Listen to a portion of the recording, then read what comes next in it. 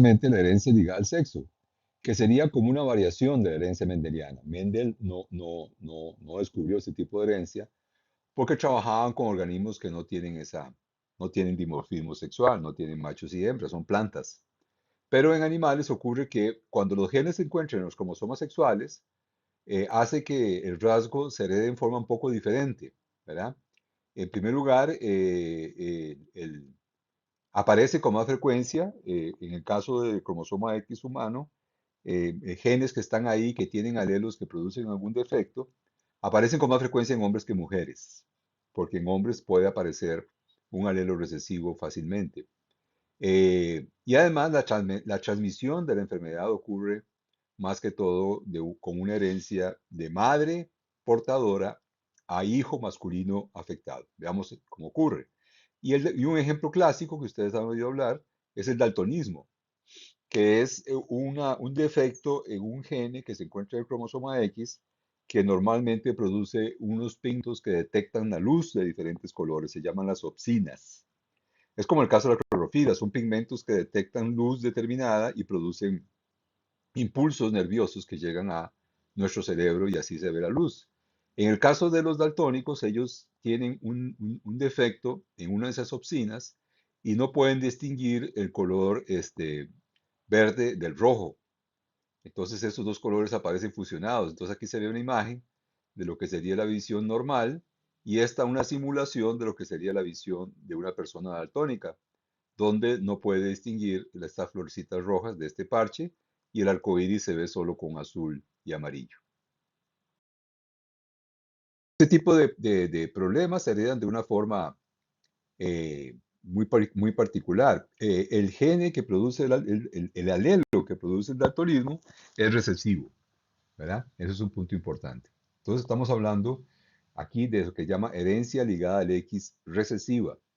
Entonces tenemos un caso, por ejemplo, de un hombre, de un padre que tiene en su cromosoma X un alelo normal y vean que el cromosoma Y no tiene ese alelo. Los hombres, para los genes que están en el cromosoma X, para la gran mayoría de estos genes, los hombres solo tienen una copia de cada alelo.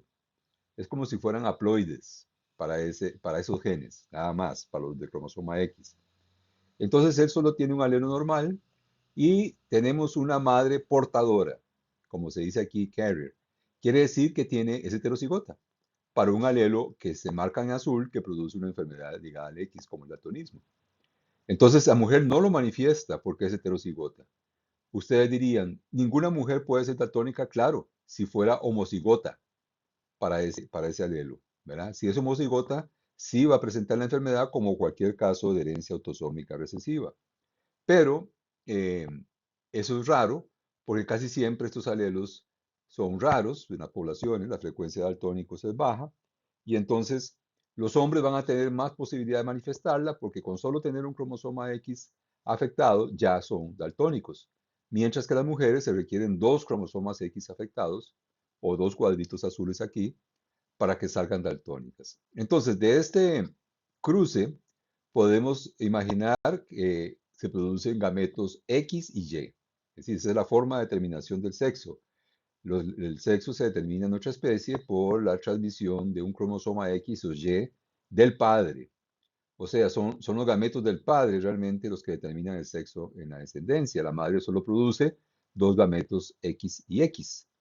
Entonces, si juntamos todos los gametos posibles del padre con todos los gametos posibles de la madre, veremos que tendremos, en el caso de los varones, que reciben el cromosoma Y del padre, recibirían el cromosoma X de la madre.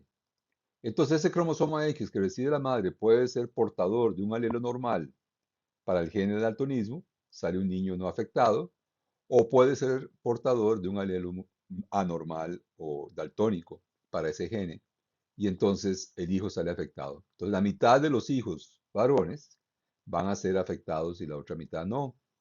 En el caso de las mujeres, ninguna va a ser afectada porque ellos van a recibir siempre un cromosoma X normal del padre, ¿verdad? Ese cromosoma X el que determina el sexo. Y entonces al recibir otro cromosoma X de la madre pueden ser homocigotas normales o heterocigotas. En ese caso serían portadoras, pero no tienen daltonismo. Entonces el daltonismo solo se va a manifestar en los hijos. varones, ¿verdad? Es así como ocurre la herencia ligada al sexo. Y si quieren extender este asunto, pueden ver ahora qué pasaría si cruzamos una heterocigota mujer con este niño afectado, o hacer diferentes tipos de cruces para que vean cómo se heredaría el mismo en diferentes tipos de matrimonios.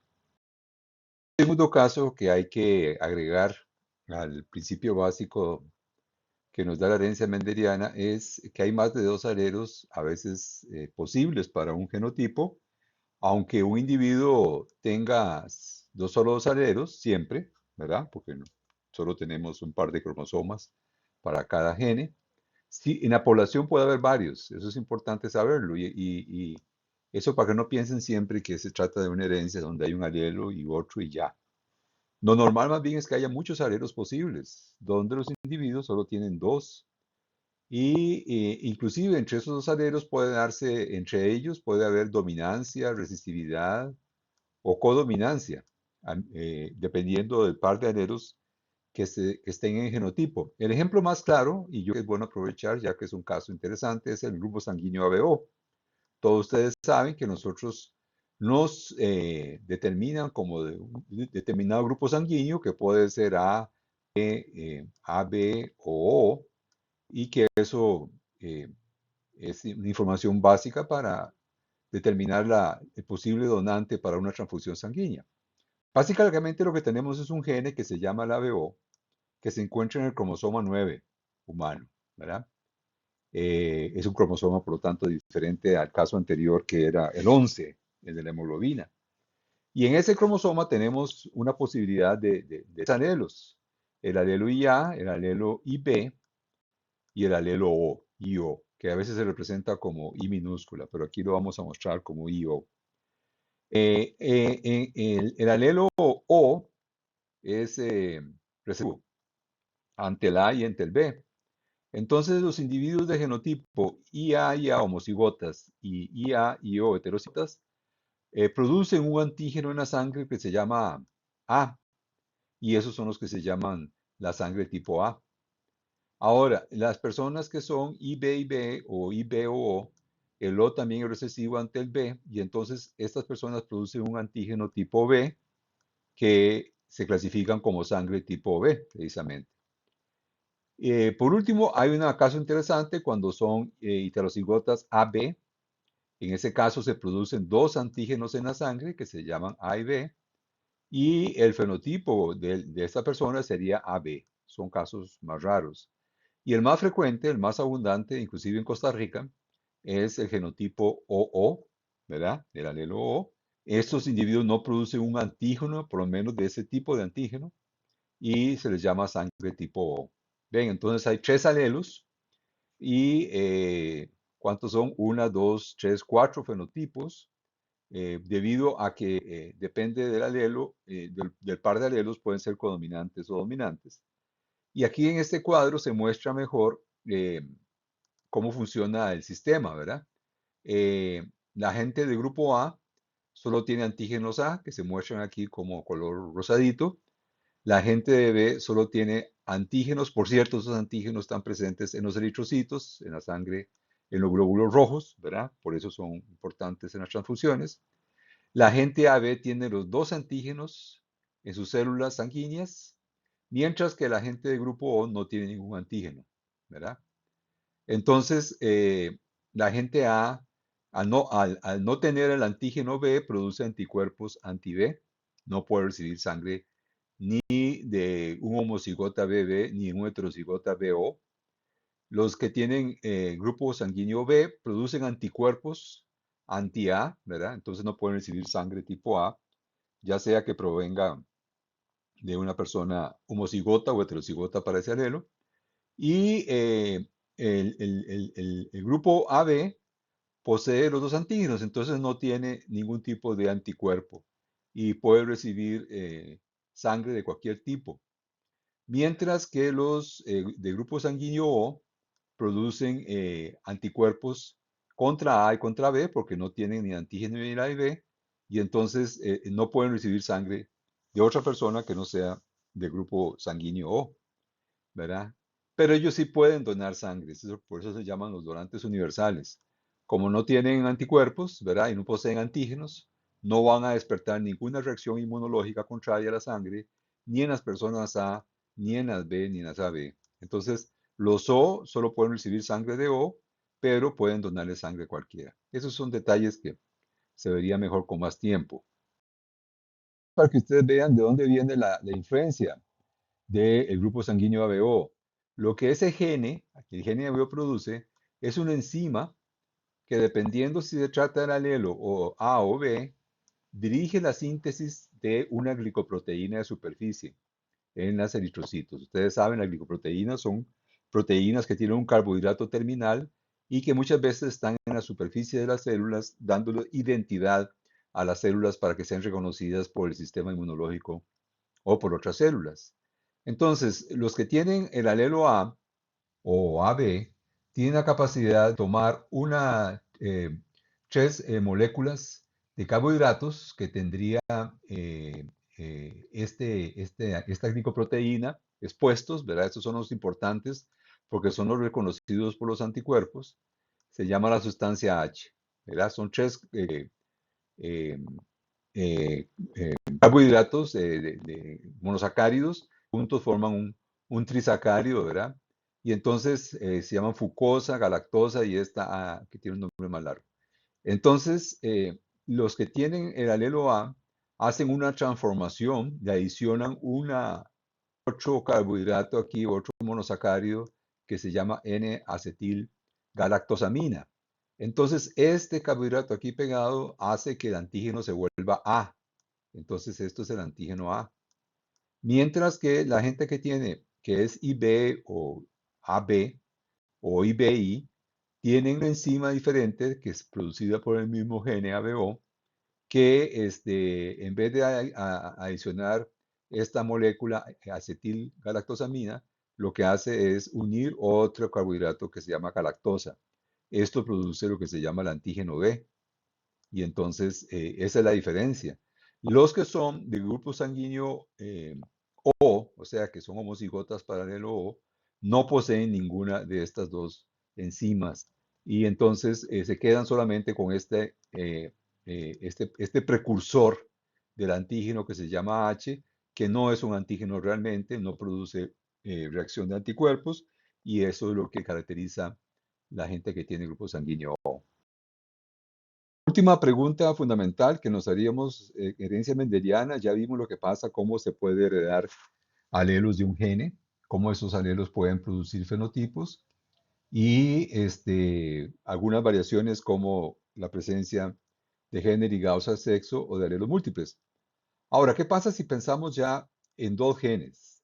Si en vez de preocuparnos únicamente con un gene, pensamos que una persona tiene dos genotipos para un gene determinado.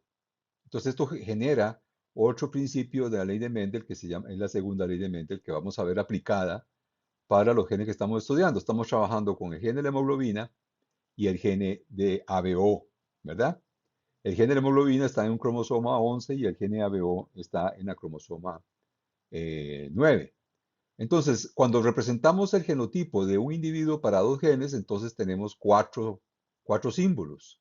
Los dos primeros dicen el genotipo para el primer gene y los dos segundos el genotipo para el segundo gene. En este caso, este individuo sería homocigoto A para el alelo HB o el alelo de hemoglobina, o el gene de la hemoglobina más bien, y sería homocigoto A también para el gene ABO. ¿Entienden? Entonces, esto sería un doble homocigota, por decirlo así. Claro que otros genotipos son posibles, ¿verdad? Podríamos tener un homocigota A mientras es heterocigota B para el segundo gene, igual un homocigota AA mientras es homocigota BB para el segundo gene. Este sería un heterocigota AS y heterocigota AO para el segundo gene. Este sería un homocigota S. Y ahí tendríamos todas las combinaciones posibles, ¿verdad? Eh, claro que hay muchos más genotipos de los que se pueden formar con un solo gene.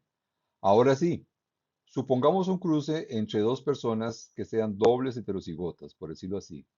Son heterocigotas para el primer gene, de genotipo AS, y son heterocigotas también iguales para el segundo gene, en este caso de genotipo AO.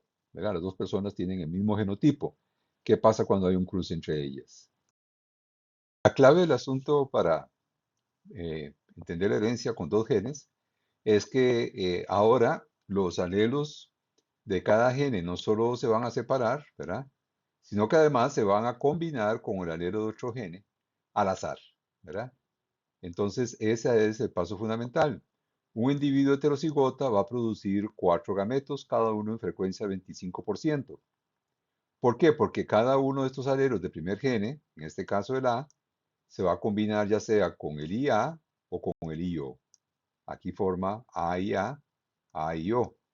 Mientras que el alelo S se va a unir al azar, ya sea con el IA, con el IO, para formar SIA, SIO. Ven, aquí se muestra lo que sería la recombinación independiente. Este alelo puede ir con cualquiera de estos dos y este aquí va a ir con cualquiera de estos dos. Al azar, ¿verdad? No va a unirse uno con el otro, sino que se combinan al azar. Esa es la idea de la segunda ley de Mendel, la ley de la recombinación independiente. Cuando hay, eh, cuando hay una herencia con dos genes, los alelos de cada gene se combinan al azar o se recombinan independientemente. Entonces, la, se forman gametos, 4 gametos en este caso, con frecuencias iguales. Y esto ocurre porque estamos precisamente pensando en genes que están en diferentes cromosomas. Ven, y este dibujo aquí a la par lo muestra. Supongamos que este sea el par de cromosomas que llamamos el cromosoma 11, donde tenemos un individuo que es heterocigota S, ¿verdad? Vean que los cromosomas están duplicados, las cromátidas siempre llevan el alelo igual, pero los cromosomas pueden ser diferentes en sus alelos. Y en otro par cromosómico que nosotros hablamos que era el cromosoma 9, también el individuo es heterocigota, pero ahora para el gene ABO. Entonces, durante la meiosis, recuerden que estos cromosomas se aparean y después se separan. Pero la forma como se aparean hace que se formen diferentes gametos. Aquí, por ejemplo, digamos que los azules sean los gametos paternos y los anaranjadillos sean los maternos. Entonces, en esta meiosis, en esta anafase de la meiosis 1, los dos cromosomas paternos se fueron para un lado y los dos maternos se fueron para el otro, con el resultado de que el alelo A se va con el IA y el alelo S se va con el IO. Cuando se forman los gametos, después de la meiosis 2, tendremos dos tipos de gametos, A y A y S y O. Pero esta es una de las formas posibles de meiosis. Esto ocurre en el 50% de la meiosis, ¿verdad? La otra 50% de la meiosis puede tomar esta otra conformación, donde un cromosoma paterno se va con un materno y el otro materno se va con un paterno. Todo esto depende de la forma como se formen los pares en la metafase 1. Y esto es lo que muestra ya la anafase, el resultado del apareamiento. Entonces, como eso también es probable, se van a formar, en este caso, gameto A y O, y aquí gametos S y A. Como esto ocurre con igual frecuencia que este 8, y cada gameto es el 50% de los gametos producidos de su meiosis específica, tendríamos que cada uno tendría una frecuencia de 25%, ¿verdad? Esto, se quedó el dibujo aquí. Esto diría que, digamos, la probabilidad de que un gameto cargue el alelo mayúscula es un medio, ¿verdad? Por la primera ley de Mendel. Y la probabilidad que el mismo gameto lleve el alelo IA también es un medio, ¿recuerdan? Entonces, la probabilidad de que un gameto sea A y A sería un cuarto, un medio multiplicado por un medio. Es como decir la probabilidad de que uno lance dos monedas al aire y las dos salgan con, digamos, corona. Es un medio por un medio, un cuarto. Cuando uno lanza dos monedas al aire, hay 4 combinaciones que pueden salir, ¿verdad? Cada una tiene una frecuencia de un cuarto. Esa es la idea de la probabilidad de dos cosas que son independientes entre sí. Para que no se asusten, sería la tabla que se saldría de la combinación de esos 4 gametos producidos de un cuarto cada uno por el hombre y los 4 gametos producidos de un cuarto cada uno por la mujer. Todas estas combinaciones serían los genotipos posibles que son posibles en este cruce, en este caso una especie de F2, porque son un cruce entre dos heterocigotas. Eh, Habría que hacer las cuentas, ¿verdad? Cuántos genotipos se forman, en qué frecuencia cada uno, pero lo importante aquí tal vez es que ustedes vean la lógica. Juntando las casillas que tienen el mismo genotipo, por ejemplo, para el caso AA y AO, ¿verdad? IA y O, tendríamos estas dos casillas, por ejemplo. Estas dos son individuos iguales, producidas por la combinación de gametos iguales, solo que el origen sexual de cada gameto en cada casilla es diferente, pero producen el mismo genotipo. Entonces, la frecuencia de este genotipo en ascendencia va a ser 2 por un dieciseisavo, porque cada una de esas casillas está en una frecuencia de un dieciseisavo. ¿Por qué un dieciseisavo? Porque es el producto de la combinación aleatoria de este gameto con este otro. Un cuarto por un cuarto da un dieciseisavo. Entonces, por eso todas las casillas tienen un dieciseisavo. Si sumamos estas dos, da un octavo, porque es 2 por 1 sobre 16, ¿verdad? Si nosotros nos podemos saber, es lo mismo que si hubiera multiplicado la probabilidad de cada gene independientemente. ¿Cuál es la probabilidad de que nazca un individuo AA de un cruce S por AS? Es un cuarto. ¿Cuál es la probabilidad de que nazca un individuo AO de un cruce AO por AO? También un cuarto. ¿Cuál es la probabilidad de tener AO más IA y O? Un cuarto por un cuarto, un dieciseisavo. O sea, sin hacer tanta bulla, sin hacer esta tabla, podemos calcular la probabilidad de cada genotipo, dependiendo de la probabilidad de genotipo individual. Entonces, en genes en diferentes cromosomas, el genotipo para ambos genes se obtiene de la combinación aleatoria de los genotipos de cada gene. Entonces, solo multiplicar las probabilidades de cada uno para tener eh, esta probabilidad de un octavo. ¿Ven? ¿Por qué usted dirá, por qué un octavo y aquí da un seiseavo? Bueno, porque esto hay que multiplicarlo por 2. Hay dos maneras, ahí me salió muy feo el 2, pero bueno, hay dos maneras de producir un genotipo A y a O, como usted puede ser por esta manera o por esta otra, ¿verdad? Puede ser que se produzcan en combinaciones diferentes. Es como cuando uno lanza dos monedas y quiere saber la probabilidad que salga escudo y corona. Puede ser que la primera moneda salga escudo y la segunda corona, o la primera corona y la segunda escudo, y hay que considerar los dos eventos como lo que busca. Entonces hay que hacer multiplicar por 2 para tener el octavo que tenemos aquí. En fin, lo importante es que en la herencia de dos genes, en la segunda ley de Mendel, los genotipos para dos genes se obtienen de una combinación aleatoria de los genotipos para cada gene por aparte. Ahora bien, ¿qué pasa cuando dos genes están en el mismo cromosoma? Vimos el ejemplo de recombinación independiente que ocurre cuando dos genes están en diferentes cromosomas. Y esto nos lleva a tercer caso de extensiones de la ley de Mendel, digamos, modificaciones que hacen la herencia más universal, que se llama ligamiento. Cuando dos genes están en el mismo cromosoma, sus alelos no se segregan en forma independiente en la meiosis. Los alelos en el mismo cromosoma tienden a heredarse juntos.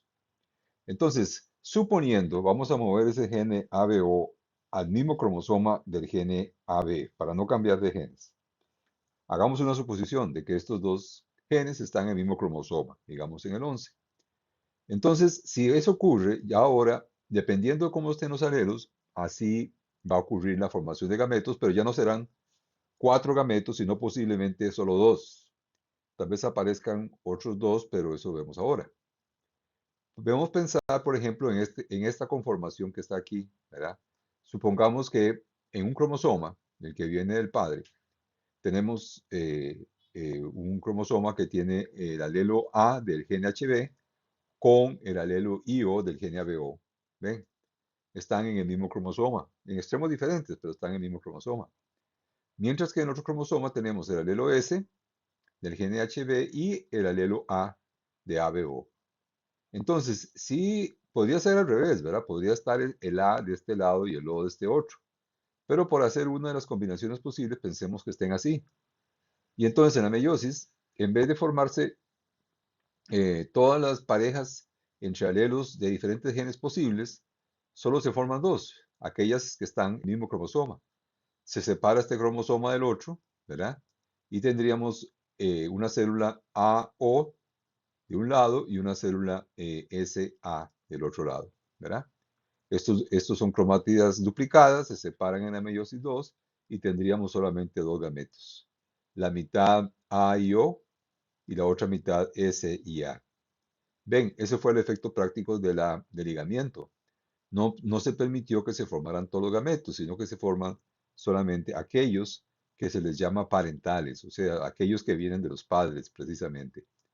Y entonces eso reduce la cantidad de gametos a una frecuencia de 2 con un 50% cada uno.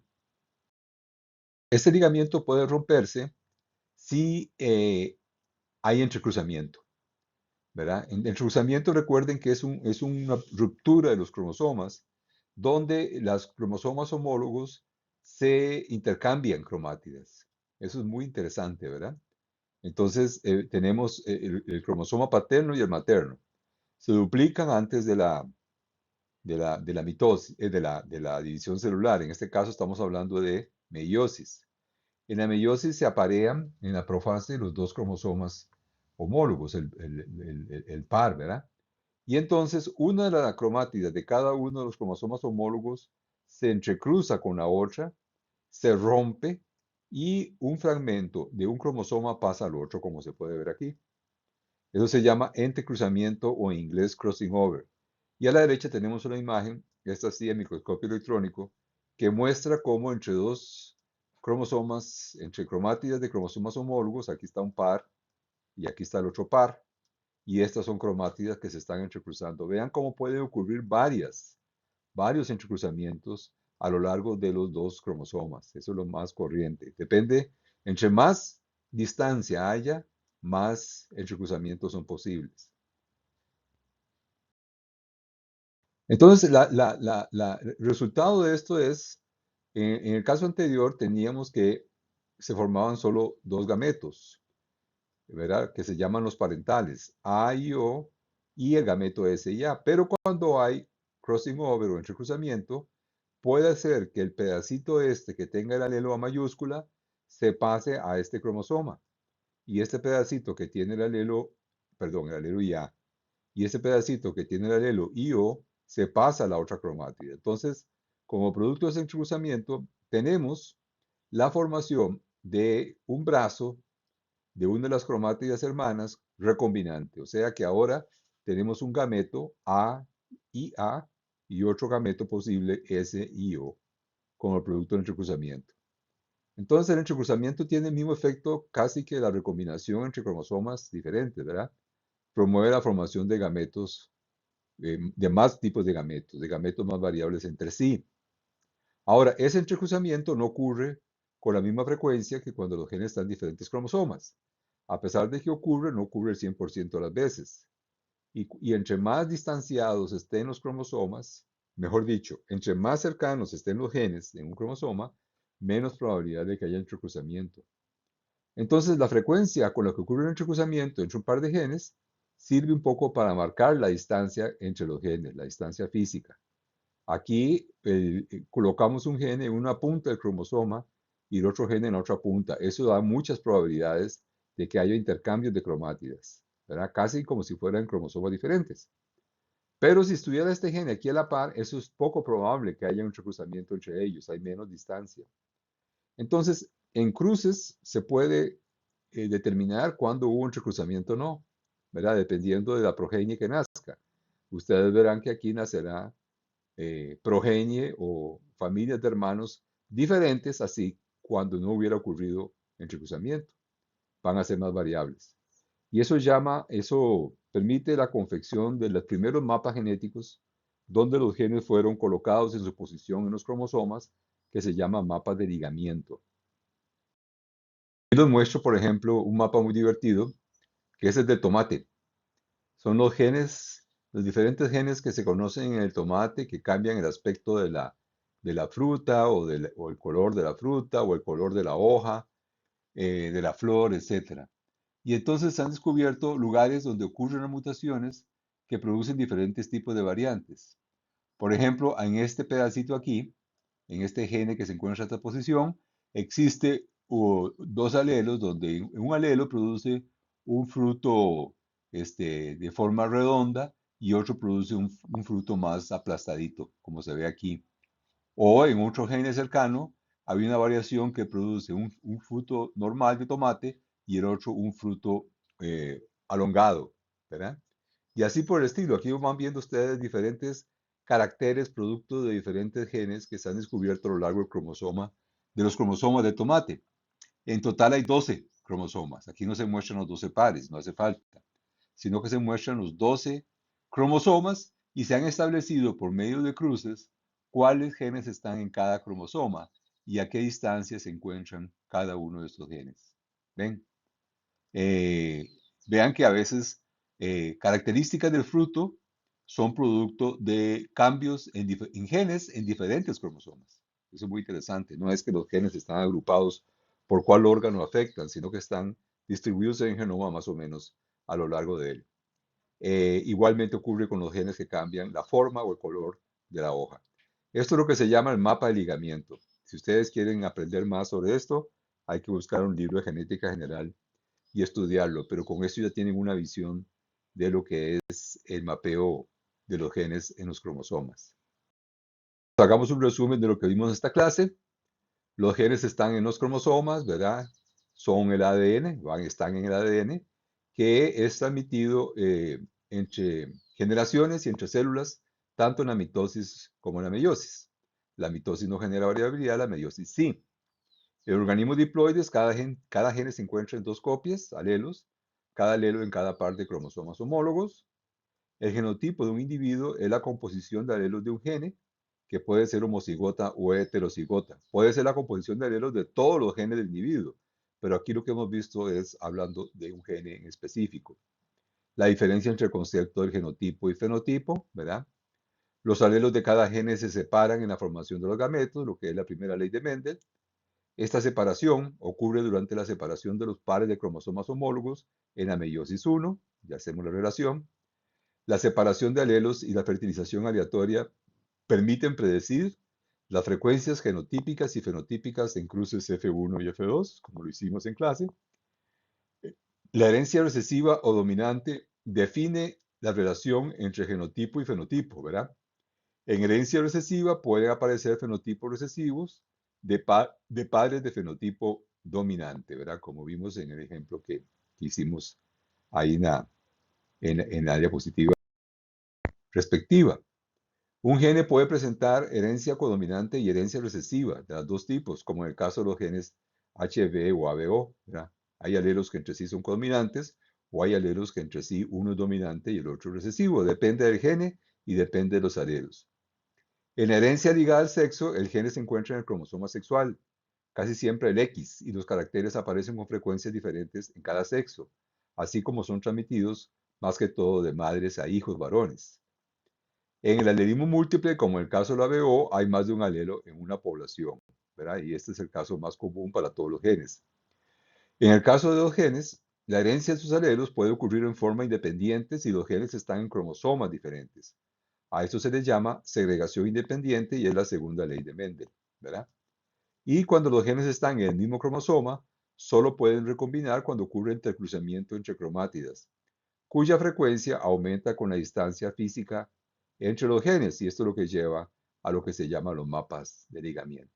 Bueno, con esto terminamos esta clase, espero que haya sido de provecho.